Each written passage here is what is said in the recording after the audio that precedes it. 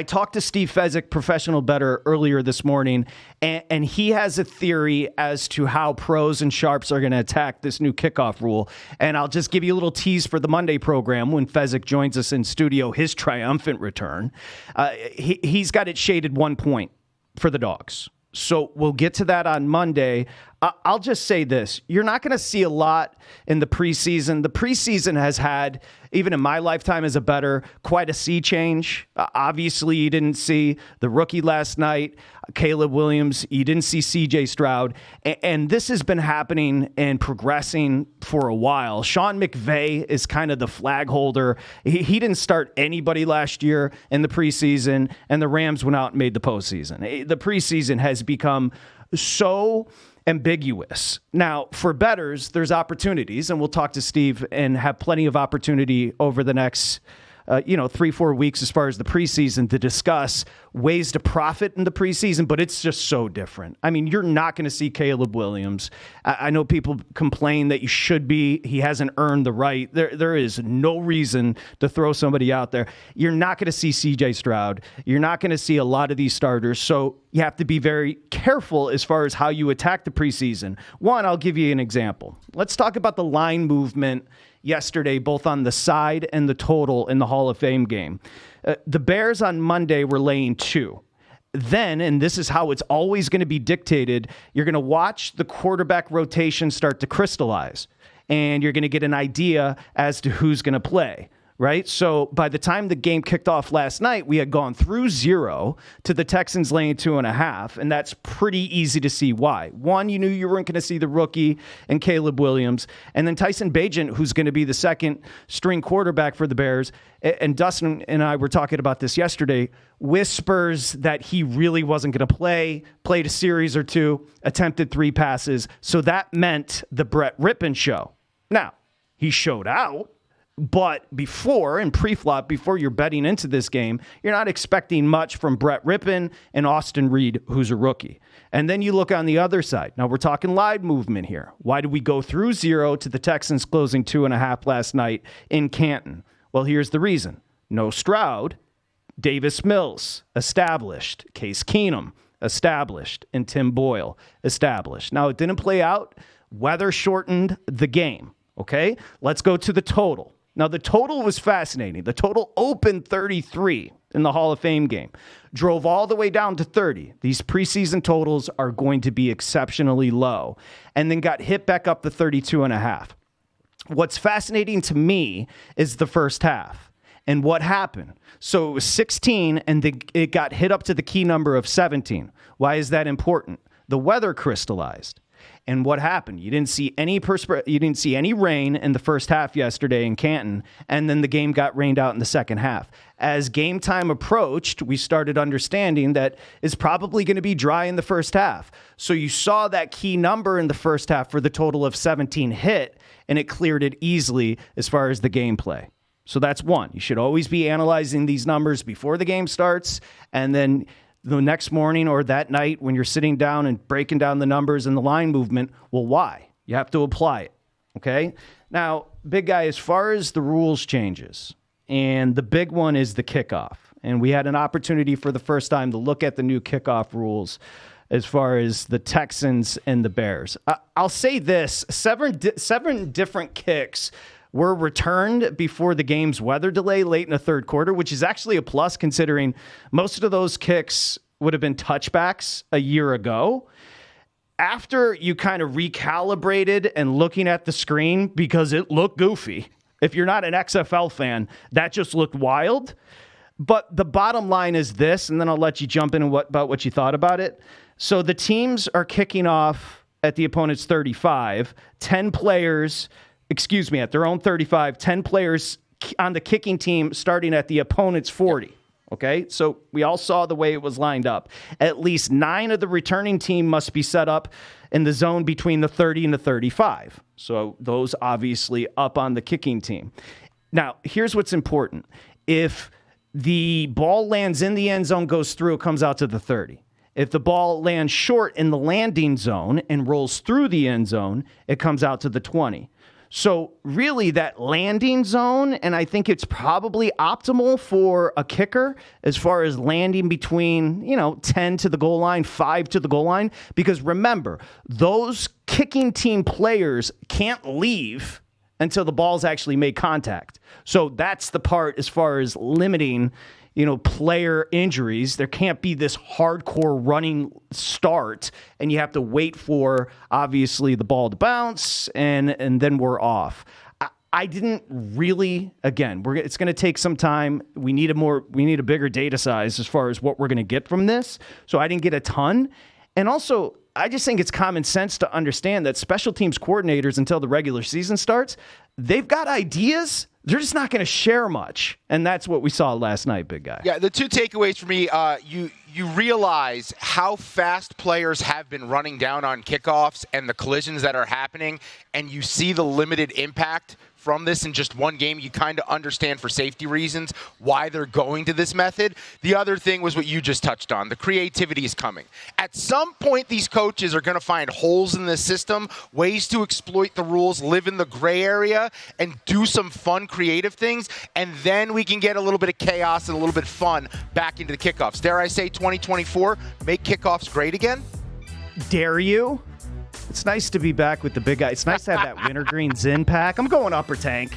And when we come back, bullseye on the Texans. Let's break down their season win total. And the Bears, a lot of hype. The Texans last night, and we can just give you, it's a formality as they called the game. And Dustin, you were talking about the technicality as far as some books paying out and some not paying out. Again, you'll always have to look at your book's rules. With this game, weather shortened last night, Dustin. Some paid, some didn't. Yeah, and it looks like the totals were paid out differently from the sides in some regards. I know here at Circa, Jeffrey Benson had his hands full over on Twitter. Game didn't go 55 minutes. That was the key for them to pay out on those bets. So they went and refunded everything. And that seems to be the vibe in Vegas. Other places, though, it sounds like some people did get payouts on the totals and whatnot. Okay, now the Texans, and I find this team to be fascinating, so let's dive in. First, let's set up the numbers on the Texans. It makes sense to come out of the game last night and talk Texans-Bears, as we shall. Of course, 10-7 last year, which is phenomenal because the step up was beyond any comprehension. You had a rookie quarterback, obviously a rookie coach who's a super impressive guy. Love the guy. And I don't generally believe in hiring a defensive first coach, but that dude has some swag. If you look at the AFC South, Dustin, the Texans are going to be your betting favorites at plus 105. You're higher on the division than I am. We can get into that. The conference, they are your fifth betting favorite at 8.5 to 1. Super Bowl, your eighth betting favorite for the Texans, which seems wild. If you told me 2 years ago that the Texans 2 years later with a rookie obviously would be your eighth betting favorite at 16 to 1 to win the Super Bowl, we'd say you're crazy. And now to make the postseason, big time favorite on the yes at minus 190, big guy, and no plus 150. Their win total is set at 9.5. And if you want to go over on the Texans 9.5, you have to lay $1.40. I would say that if you're talking ahead of schedule, I would say last year they were 2 years ahead of schedule. Like nobody saw that coming. And I mentioned the rookie quarterback and coach, but with success, obviously, everyone now has the Texans firmly in their crosshairs, a full offseason, as you mentioned to me, big guy, to prepare for them. Remember, they beat the Browns in the postseason, advanced to the divisional round, and lost to the Ravens. 10 wins was a miraculous year for the Texans. It really was. Now, success has its issues as they've got the fourth hardest schedule, the Texans, 7 opponents, Dustin, who have qualified for last year's postseason. So this is expectations. And just the reality of what the Texans face in 2024 is going to be much different. We'll get to the schedule coming up in just a bit. All of a sudden, they're on the radar. 6 nationally televised games. And it starts with C.J. Stroud. You're in a perfect spot. You always think about Russell Wilson here, Dustin, because why? Rookie contract. Second year of a rookie deal. So what does that mean? You can start to add around C.J. Stroud while you're paying the quarterback nothing, the most important position in sports. When you think about a rookie and you think about quarterback play, and just in particular, you think about continuity. And Bobby Slowick not getting a head coaching job and staying on as the OC was a big get for the Texans. The supporting cast, I think you could argue because of the addition of Stephon Diggs is better. Now, I'm not as high on Diggs as others. He's 30 years old, and he did have some regression in the second half. They did switch OCs in Buffalo, but regardless of what you think of Diggs, he's been a stud, Dustin. So 2 other studs with Nico Collins and Tank Dell in year 2 for Dell. Dalton Schultz is a dependable tight end. The offense is tremendous. Joe Mixon, he comes in. Devin Singletary goes out. I call that a wash just because of Mixon's age. And Singletary with your Giants now is a very good back.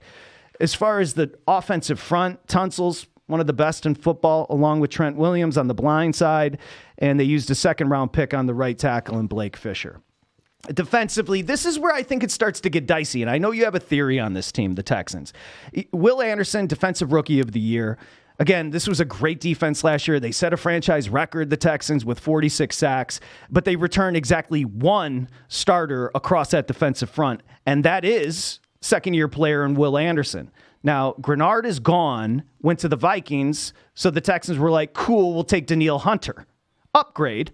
Older, 16 and a half sacks. So think about the edges here for the Texans. You've got on one side, obviously, Danielle Hunter, and on the other side, you've got Will Anderson. You expect him coming off a 7-sack campaign to get better. I think it starts to get dicey because the linebackers, the Jeff Okudah is not going to excite anybody. Derek Singletary Jr. is awesome at cornerback, but other than that, there's a lot of questions. Got a great kicker. This is where I start to question the team, and that is defensively. They've got on their schedule the NFC North. That ain't easy. They've got the AFC East. That ain't easy. They also have to deal with the Ravens and the Chiefs. That ain't easy. This is, again, 9.5 at first blush. You're going to look at it and think, this is a ridiculous number. That's 10 wins last year. This is a first-place schedule. This is a much different ballgame, Dustin Swedelson. Yeah, it's a frustrating team to evaluate because I think 2 things can be true here. We can really love the aggressiveness of the offseason, getting a premier edge rusher in Danielle Hunter, bringing in another receiver that goes into what's now a very deep core for the Texans offense. You have to like everything they did to be a better football team. The problem is the schedule and the situation, I think, in the South. First off, the schedule. Week 9, the Jets. Week 10, the Lions. Week 11, the Cowboys. Week 15, Miami, followed by Kansas City and Baltimore. That's how we're finishing the year. That's brutal. There's 2 games mixed in there against the Jags and Titans. One's at the Jags. I am a little bullish on the Jags. I think there's been a complete overreaction in this market about what the Jags are with the way things played out last year. And I think the Jags had a very good offseason that we'll get to later. But my theory when it comes to this team is a lot had to go right late in the year for them to end up making the playoffs and winning this division. Right? I think we forget that because they won a playoff game, we forget how they got in. A lot went right. Remember, Indy had a chance there late in the season. And for Houston, everything they want to do is not catching defensive coordinators by surprise on offense anymore. Like, we didn't know what Bobby Slowick would look like. We didn't know what C.J. Stroud would look like as a rookie. We didn't know defensive coordinators were on their heels against this team. And that's not the only reason why they succeeded, but these guys are mad scientists. Guys like Vic Fangio and Jim Schwartz, they're sitting there at home in their offices all offseason long going, these are their tendencies. These are what they like to do. They weren't that good on first and second down. They were good, however, on third down. Like, they're going to break this team down, and they're going to try to force them into situations they don't want to be in. The question is, how can they counter that? And then it's a bigger picture on the team as a whole, not just on the offense, but also the defense. You went from the hunter to the hunted. People are coming after you, and I think a lot of people are high on the Colts for a lot of reasons, as long as Anthony Richardson stays healthy. I mentioned the Jags, that I'm high on them because I think there's an overreaction on them. It is difficult in the NFL to do something twice in a row when people know what you're going to do now. It's funny you said the Jags because I literally wrote down the vibes of this year's Texans are last year's Jags. That's fair. Coming off the AFC South title, consensus pick for the Jags to win the division again, and they don't. That has a very similar feel to this Texans team. It really does, and if you think about it. And there's a lot of sharp people who think the Colts are very much live at $3 to win the AFC South. So you're going under 9.5? I have to. The schedule's brutal. I have to. I'm going plus 105 in division for the Texans. I worry about the second and third level on defense. Next, the Bears. Sharp money. Do you or don't you believe in Caleb Williams? And it's fascinating for a number one overall pick because it does feel like, and maybe people are smarting off of last year's number one overall pick, it does feel like Caleb Williams, and there's probably myriad reasons that he's divisive, if we're being fair. But it does feel like there does seem to be one side that feels as though, as a natural football player, this could be one of the most unique players we've seen at the position, as far as just instinctually, in a very long time. And that's what I had a chance to see here at USC. I just saw a dude that I don't know if he's going to be a Hall of Famer, but I do know that he was born to play the position. All right, so he goes number one overall. And that wasn't necessarily a given because, of course, they had Justin Fields on the team. It's a 7-win team. It's a team that was excellent to close out the season. They end up with the glow-up, Matt Eberflus. They end up keeping the head coach, but they make a transition as far as the quarterback position and go with Caleb Williams. I think it's eventually going to pay off. Here's the question, and you can think about this. Has a rookie at the position ever had this type of talent, Dustin Swedelson? And we can take this into the next break, so feel free to stretch out on the Bears. Whether it's DJ Moore, who they just extended, Keenan Allen, who is so slept on as far as productivity because of the injuries, Rome Odunze, who I loved, and Cole Kmet, who's a very good tight end. You know, if you think about Moore, Allen, and Odunze just in particular, if they all live up to the expectations and stay healthy, that could be the best trio in football. And that's not hyperbole. Literally, those three could be if they live up to the expectations. Now, they had DeAndre Swift. I don't necessarily, I know you're high on Barkley. I don't necessarily understand Philadelphia. I thought Swift was very good with Philly last year. He's going to be, Johnson was good in the backfield for the Bears. Herbert was good in the backfield, but DeAndre Swift adds an element as far as catching the ball out of the backfield as well. The issue with the Bears, and we can get more into this, I think it really just comes down to a young offensive front. You know, the rookie last year, Darnell Wright, he wasn't good. He wasn't bad. He was meh, right? And so this is an offensive front last year that was not healthy, but they're very young. And I think for a rookie quarterback in Caleb Williams, one of the things that you're looking to is, look, we need to protect this kid. And I have some questions up front for the Bears, though they are very talented. The defense is run by Eberflus. And again, where they started to ascend last year was when they made that trade deadline deal for Montez Sweat. I love the deal. It was more of, it's almost like they were looking to the future during a season where they knew they had nothing to play for in 7 wins.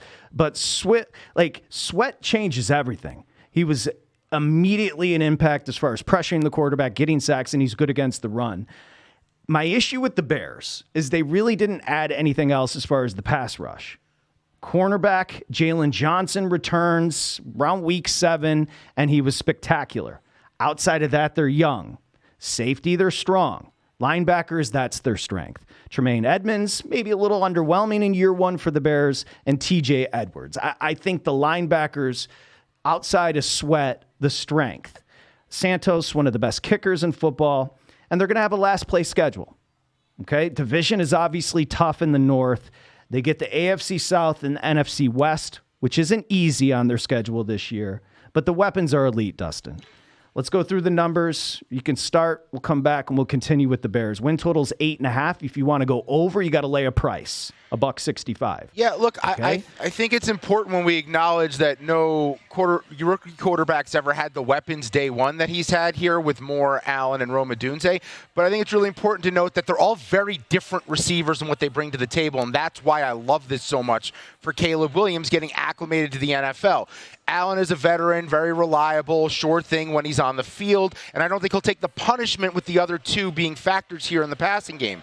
DJ Moore's a legit number 1. He proved it a year ago. Kind of do everything, make plays in space, yards after a catch. He's electric. And then Rome Odunze's got that size, and he can kind of be a hybrid between both of those two. So I really love that. And I think the Swift factor is massive here for getting a rookie into the swing of the NFL speed. Having a run game will keep defenses honest against them. And because Swift is kind of a physical back, more of a bruiser than a scat back type, he can take a hit, he can take the load on. I like that for Caleb Williams, a rookie. But the O-line is a concern for me, and here's why. My big concern with Caleb Williams is his ability to make the routine third and short throw. In college, go back and watch the highlights. All of his special plays that got him drafted number 1 overall, he drops back, the play breaks down, the O-line is holding up, keeping him protected. Receivers then break away on alternate routes downfield, get away from defensive backs because they can only cover for so long. Those plays are not going to exist at the NFL level for him. It's not going to be there. And I'm not saying him making the intermediate throws won't eventually develop later in the year, but right away I have questions about being able to do that with the way his highlight reel plays were back at USC. That O-line is a big bugaboo for me. But then I look at this schedule, and I really don't like this, Patrick. 6 of their last 8 games are divisional games. Early on, it's a lot of those out-of-division games, but it is a brutal end of the season for them, especially when you factor in a game against the Niners in San Francisco. So I don't love the schedule. I have concerns about Caleb with those routine, regular throws, and I think early on they won't be there for this team. I have a definitive play, and it sounds like you do as well, on the Chicago Bears 2024 iteration. Also, when we come back, we'll talk about the division numbers because they're getting a lot of respect. We'll continue with the Bears and jump into the Jets. Sharp money. Did you see the video? So they were doing like kind of introducing the rookies at the Bears camp right before it opened. And Caleb Williams stood up. And one of the things you do is you stand up, you say who you are, what university you represent, and what your signing bonus was. That's what football players care about because that's the first guaranteed money they're going to get. What's my signing bonus? My man, first overall pick, USC, Oklahoma. And then he said his signing bonus was $25.5 million. The room just absolutely imploded. Tyson Bagent, who is a guy that was undrafted, he was doing like this shaking, like he was tripping out because that's just unconscionable money, but it's deserved where he's slotted. Remember, this ain't the Sam Bradford days when it was just YOLO, go ahead and your agent, your number 1 overall pick, there's no slotting. So the money used to be insane, but still to get 25.5 on a signing bonus, that's nothing to sneeze about. And Caleb Williams, he is the future for this team. And there's a lot of expectations. I mean, you think about a team that's coming off 7 wins. There were questions about Fields and Eberflus. They answered both of them, Dustin. Eberflus stays. And you and I kind of joked about Eberflus, that he had a glow up. It was the Kelly Hartung interview late in the season where he was thrown a curveball. I remember. And he just found himself. She asked about the second half. He said, we have some tricks up our sleeves, and smiled and then went into the locker room. He did. Yeah, exactly right. It was the first time Eberflus looked like he had become the person, like, hey, I'm being authentic. Yeah. And then since then, he started doing his hair. He started having a little swag. He got his job back because there were a lot of rumors that Pace was going to move on, and they kept him. And then the next big decision was what they were going to do with Justin Fields. Justin Fields is hanging out with Russell Wilson in Pittsburgh. Good luck with that. So then they go Caleb Williams 1 overall. And with the talent we talked about, and you can go beyond the 100 years of the NFL, find a trio that Williams is going to be working with. I thought Dustin laid it out perfectly. My issue, that improvisation that he is so just miraculous at, my issue is this is a young offensive front that was injured last year with a lot of questions. So that's an issue. Now, they're going to be able to run the ball, which they were last year. And in the second half, the defense was tremendous. But the respect in the market for the Bears is wild. And I understand it's the biggest, it's the 3rd biggest market in America. And shout to Brian Musburger, Michelle Musburger, Bill A.D. They're all Bears fans. Shout to Brent Musburger. But we need to pump the brakes just a little bit. Because as I give you these numbers, I want you to think about this. 8.5 on the win total. Do what you want with that. It's not an easy schedule. It's not an easy division. But let's go in division. So there's no surprise. I just came back from Michigan. Everybody's drinking the Honolulu blue and silver Kool-Aid. The idea that the Lions won't win a Super Bowl is beyond comprehension. Like, they've won the Super Bowl. Dan Campbell is Vince Lombardi. So the Lions are plus 135 in division. All right. You can't really, maybe the best offense in football, a team that made the postseason last year, NFC Championship game, plus 135. It feels like fair pricing. The Packers are plus 225. Jordan Love extends. Great season last year. I don't really have an issue with that. But if I told you the Packers are plus 225 and the Bears, with a rookie quarterback coming off 7 wins, are 50 cents difference, plus 275, that number's drunk. That number is ridiculous. And then you keep going. Conference, 15-1. Championship, 35-1. And here's the one that shocked me. To make the postseason, yes, minus 115. No, minus 105. What is happening? No, you tell me. That's not even rhetorical. What is happening? I think the Caleb Williams factor, the upside, the potential, the excitement, the weapons, everyone's getting lost in the sauce here. I think we're forgetting how difficult it is. He was going up against some horrible Pac-12 defenses, right? Like, it's not like he was going up against SEC defenses every single week, and I'm not taking anything away from him. We both agree he's a special talent at the position. He's someone long-term we project to be a Pro Bowl caliber quarterback.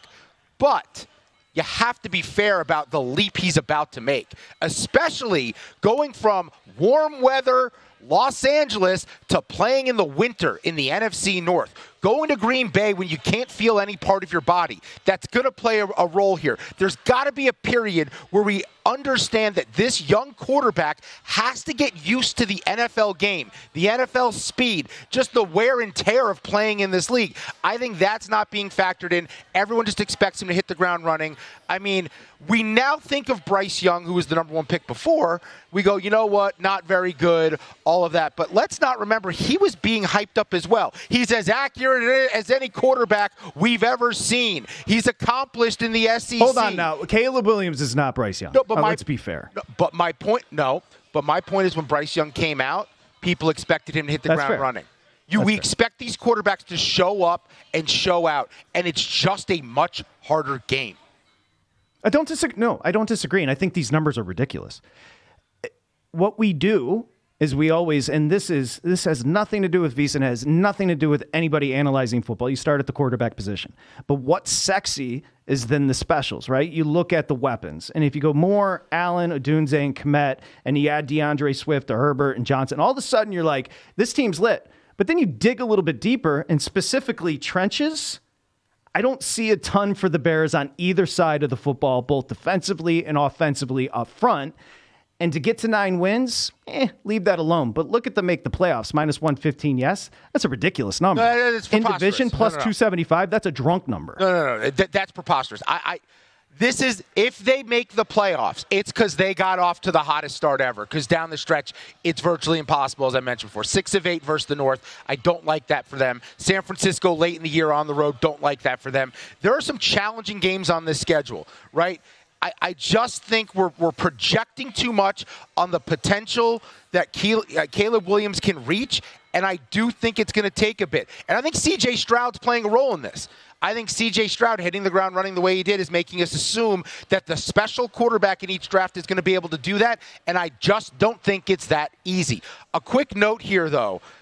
Last night, Tyson Bagent was not used very often. I kind of saw that coming. That was my vibe.